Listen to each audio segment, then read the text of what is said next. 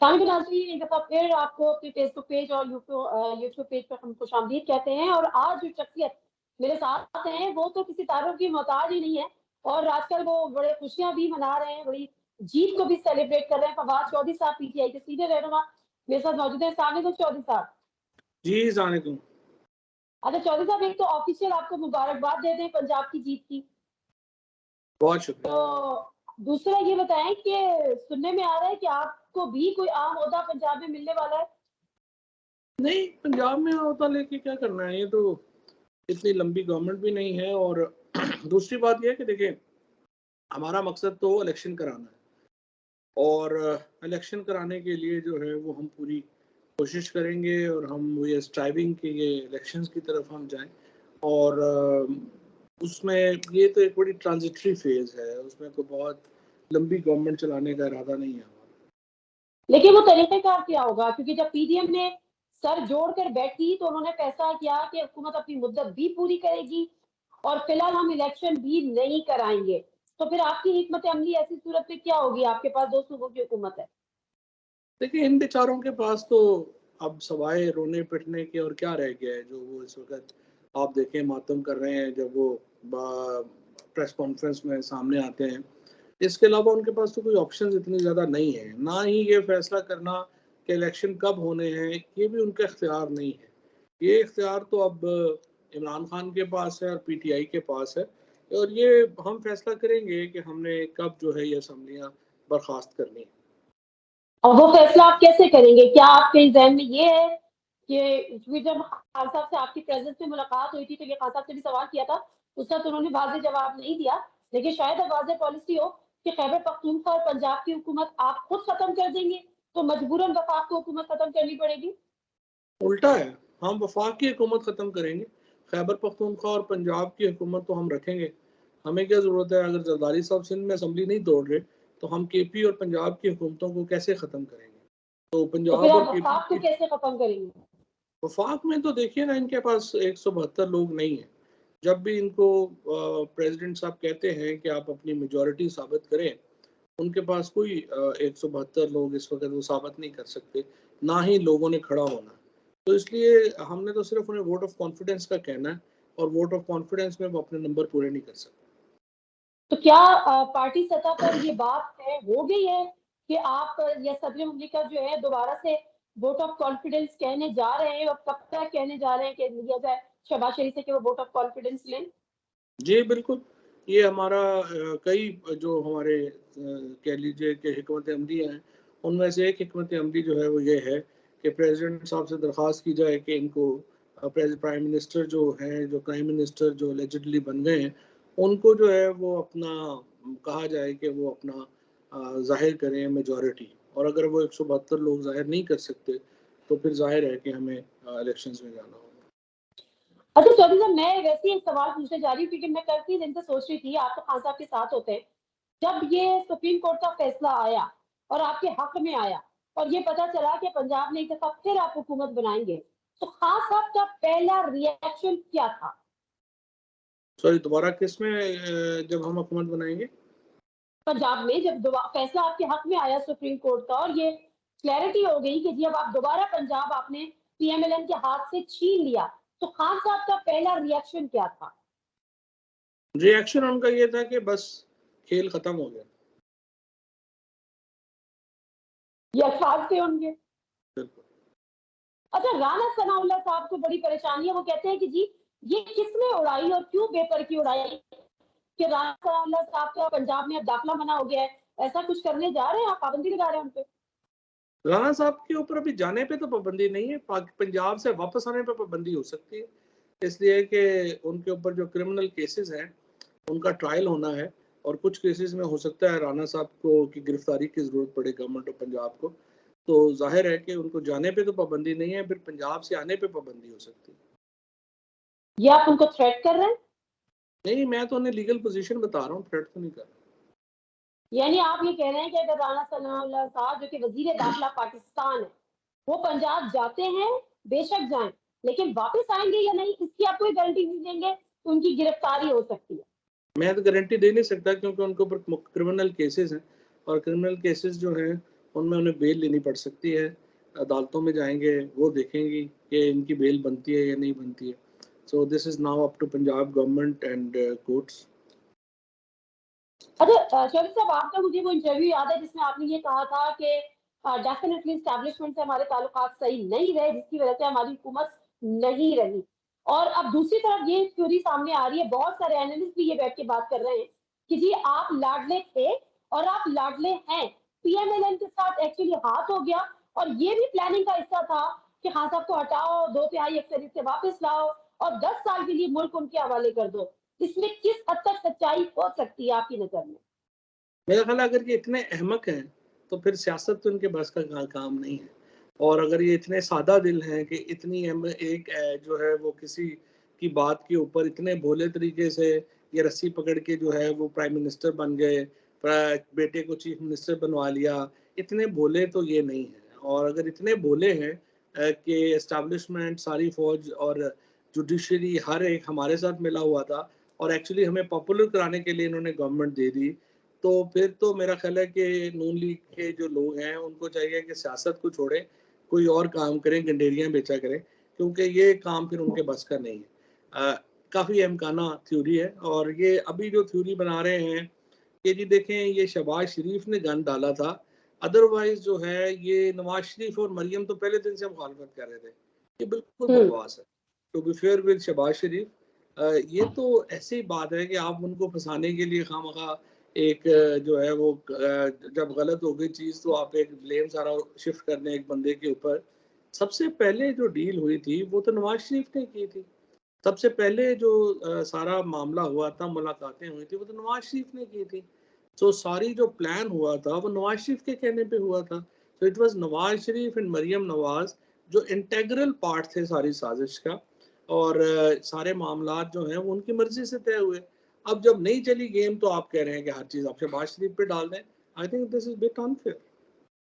अच्छा, आपको क्या लगता है, क्योंकि कहा ये जा रहा है कि मुस्लिम लीग नून मामू बन गई, फिर कुछ लोग ये कह रहे हैं कि शहबाज शरीफ साहब मामू बन गए, उसको आपने एक्सप्लेन किया, लेकिन आपकी नजर में सबसे ज्यादा नुकसान किसका हुआ? नून कैंप का, शीन कैंप का, या नवाज का, शहबाज का, मरियम नवाज का, हमजा का, या पूरी मुस्लिम लीग नून का? नहीं, नून लीग को तो बड़ा नुकसान हुआ है। उसकी वजह ये देखिए ना, अभी भी आप देखो ना, अभी प्रेस कॉन्फ्रेंस जो है वो फजलुर रहमान कर रहे हैं। फजलुर रहमान साहब जो हैं वो तो 4 जिलों की सियासत करते हैं। पंजाब में तो उनको कोई जानता ही नहीं। मुल्तान में उनका मदरसा है, वहाँ पे कभी वो काउंसलर जो है वो इलेक्ट नहीं करवा सके। इसी तरीके से जो जरदारी साहब हैं उनकी मौज लगी हुई है, उन्होंने बेटे को फॉरेन मिनिस्टर बना लिया, जो कभी अपने ऑफिस ही नहीं गए। और उसके बाद जो है वो जरदारी साहब ने सारी पंजाब में आके जो है वो गेम उनकी जो नून लीग की चुरा दी। तो उन्होंने अपने फैसले जो है नून लीग ने वो आउटसोर्स कर दिए हैं जरदारी को और फजलुर रहमान साहब को। अब अगर जब उन्होंने अपने फैसले ही आउटसोर्स कर दिए हैं तो वो पॉलिटिक्स क्या करेंगे? I think PMLN is suffering big time because उनकी डिसीजन मेकिंग ही उनके पास नहीं। अच्छा, आपने मौलाना फजल रहमान साहब की बात की और फिर आपने उनका थोड़ा बैकग्राउंड भी बताया, लेकिन मैं भी कुछ दिन पहले मौलाना फजल रहमान साहब का एक स्टेटमेंट सुन रही थी। उन्होंने कहा कि हम जमीन इतनी गर्म कर देंगे कि पीटीआई वाले जो है वो पैर नहीं रख सकेंगे, हवा इतनी गर्म कर देंगे कि उनकी तितलियों के पर जल जाएंगे। इसका कोई जवाब है आपके पास? अभी मुनासिब बात थी? उनके इस बयान के बाद ही पंजाब असम्बली में नतीजा आया। और मेरा नहीं ख्याल कि वो इतना ठंडा था जितना फजल रहमान साहब सोच रहे थे। तो ये ऐसे ही जो है वो एक अहमकाना बातें हैं। फजल रहमान साहब को इस उम्र में जो है वो मेरा ख्याल है कुछ संजीदा बातें करनी चाहिए। वो एक बड़े बाप के बेटे हैं, उनका कुछ मर्तबे का ख्याल करें। अगर उनको अपनी इज़्ज़त की परवाह नहीं है तो अपने वालिद की इज़्ज़त की परवाह करें। और मेरा ये ख्याल है कि एक शख्स जो कि एक जुब्बा भी पहनता हो, उसको बहुत एहतियात से गुफ्तगू करनी चाहिए। और अगर वो नहीं कर सकते हैं तो फिर वो खामोश रहें। दो ही बातें हैं। लेकिन मुझे लगता है कि वो नाकामी, मायूसी और नफ़रत, इन 3 का जो कॉम्बिनेशन होता है वो बड़ा खौफनाक होता है। वो लोगों को माउफ़ कर देता है, दिमाग माउफ़ कर देता है।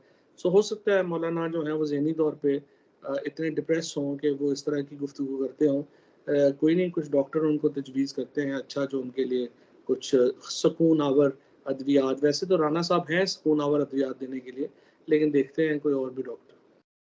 अच्छा, सदर पाकिस्तान आरिफ अली साहब ने एक बात की, मैं थोड़ा हवाले पे आ जाती हूँ, जो कि नवंबर की तैनाती के हवाले से चल रहा है। उन्होंने कहा कबल वक्त भी हो सकती है, हमें कोई इशू नहीं है, कोई भी करे। आपको वाकई कोई इशू नहीं है? दोबारा बोलिएगा। मैंने कहा सदर पाकिस्तान ने एक बात की, आरिफ अलवी साहब ने, नवंबर की अहम तैनाती के हवाले से, चीफ ऑफ आर्मी स्टाफ की तैनाती के हवाले से, कि कोई भी कर सकता है और कबल वक्त भी हो सकती है, हमें कोई मसला नहीं है। आपको वाकई कोई मसला नहीं है? ना, नहीं, हमें कोई मसला नहीं है। हम कहते हैं जिसको भी आपने करना है, जो भी फौज का एक इंटरनल इशू है, फौज अपनी देख ले, जो भी उनको फैसला बेहतर लगता है वो उसके मुताबिक आगे चले। अच्छा, अदलिया के इख्तियारात महदूद करने के हवाले से एक करारदाद भी पास हो गई है पार्लियामेंट में। ये डुएबल है? इस पे हो सकता है अदलिया उसको फिर बाद में स्ट्राइक डाउन भी कर सकती है, या इनकी जो नीयतें हैं वो क्या है इसको करने के लिए पीछे? नहीं, देखे ना, नीयत तो नहीं ना, बदनीयत है ना, यही तो प्रॉब्लम है इनके इस अमल के साथ। अदलिया में इस्लाहात की ज़रूरत है, इसमें कोई दो राय नहीं। हमें लॉज को मेंटेन करने की भी ज़रूरत है, इसमें भी कोई दो राय नहीं है। लेकिन जब आप बदनीति से करेंगे और आप इसलिए करेंगे कि अदलिया ने हमारे खिलाफ फैसला दिया है और अब हम रिटेलिएट करेंगे और अदलिया के इख्तियारात कम कर देंगे, तो फिर क्या होगा कि ऐसी लेजिस्लेशन जो है वो मेला फाइडी होगी, और मेला फाइडे के साथ जो भी काम आप करें वो सही नहीं होता। तो मेरा ये ख्याल है कि इसके ऊपर एक कंसेंसस की ज़रूरत है। अदालती इख्तियारात के हवाले से, जो बेंचेस हैं उनके हवाले से, जजेस के इंडक्शन के हवाले से, ये तमाम टॉपिक्स बड़े सीर हासिल गुफ्तगू के मतकाजी हैं और उसके मुताबिक जो है ये होना चाहिए। अगर इस तरह से आप सिर्फ जल्दी में बनाएं और कहें कि नहीं हम कर देंगे, फिर मुमकिन नहीं। अच्छा चौधरी साहब, एक आखिरी सवाल, नवाज शरीफ मुल्क वापस क्यों नहीं आ रहे? आपके जमाने में वो गए थे, 50 रुपए के स्टैम्प पेपर पे गारंटी लेकर गए थे, उनका अदालतों ने नहीं पूछा, वो अपनी हुकूमत होने के बावजूद वापस नहीं आए। क्या डील हुई थी? क्या आज आपकी बताने की पोजीशन में है? और उस डील में क्या ये भी था कि वो वापस नहीं आएंगे? डील तो नहीं, फ्रॉड हुआ था सीधा सीधा। और आप देख रही हैं कि आप ने नवाज शरीफ गए हैं, वापस नहीं आए, और मैं ये समझता हूँ कि अब भी जो है उन्हें वापस आना चाहिए, इसमें तो कोई प्रॉब्लम नहीं है। कोई तो प्रॉब्लम है, कोई तो राज है जिसकी वजह से वो वापस, अपनी हुकूमत होने के बावजूद वो वापस नहीं आए। इसहाक डार साहब ने भी अपनी वापसी मुलतवी कर दी। क्या वजूहात हो सकती हैं आपकी नजर में? इसहाक डार साहब तो मेरा ख्याल है उन्हें पता चला है कि यहाँ आएंगे तो जेल जाना पड़ेगा, तो उन्होंने तो फौरन अपनी वापसी जो है वो कर दी है, तो चेंज कर दी है। नवाज शरीफ साहब भी गारंटियाँ ही ढूंढ रहे हैं, लेकिन अब गारंटी देने की पोजीशन में कोई नहीं है। मेरा ये ख्याल है कि उन्हें वापस आना चाहिए। There is no two opinions about that, और आके उन्हें अपने केसेस का जो है वो फेस करना चाहिए। इस्टेब्लिशमेंट से राब्ते आपके बहाल हो गए, नंबर्स तो अनब्लॉक हो गए? एस्टेब्लिशमेंट से राब्ते क्या इतने अब रेलिवेंट रह गए हैं? मैं तो समझता हूँ कि अभी जो हालात हैं उनमें political parties are far more, I would say, acceptable than establishment. Political parties को अपने फैसले करने चाहिए। एस्टेब्लिशमेंट से राब्तों की वो अहमियत नहीं रह गई शायद जो आज से 3 महीने पहले। अच्छा, तो अब आप ये समझते हैं कि स्टैब्लिशमेंट की आशीर्वाद के बगैर भी आप इलेक्शन जीत भी सकते हैं, और उनके चाहने के बावजूद भी आप ना चाहने के बावजूद भी इलेक्शन जीत सकते हैं? अभी जीते हैं पंजाब में, कोई भी नहीं चाहता था। स्टैब्लिशमेंट के ना चाहने के बावजूद? 100%। क्या क्या नहीं कर लिया, हर कोशिश कर ली। पूरी तरह से जो है वो इलेक्शन में पुलिस गर्दी कर ली, बंदे उठा लिए, पोलिंग के स्कीम्स चेंज कर दी, पोलिंग के वोट्स जो हैं वो चेंज कर लिए, पर नहीं हुआ। People are now too aware. लेकिन पॉलिटिकल पार्टी ने ये भी कहा, बल्कि खुल के कहा, पीएमएलएन ने भी कहा, मौलाना फजल रहमान साहब ने कहा कि एक सेगमेंट है एस्टैब्लिशमेंट के अंदर, और उसका नाम मैं नहीं ले रही लेकिन आप भी जानते हैं किसकी तरफ इशारा था, कि सर्विंग है, और वो अभी भी आपके साथ है और आपको फैसिलिटेट कर रहे हैं। देखिए जी, जो स्टैब्लिशमेंट है वो पाकिस्तान के लोगों के ऊपर मुश्तमिल है। तो जो पाकिस्तान के लोग जिस तरह सोचते हैं, इदारे भी वैसे ही सोचते हैं। वो कोई अलहदा तो ज़्यादा नहीं। उनमें एक एलीट हो सकती है जिसका अपना एक इंटरेस्ट होगा, वो अलहदा सोचेगी।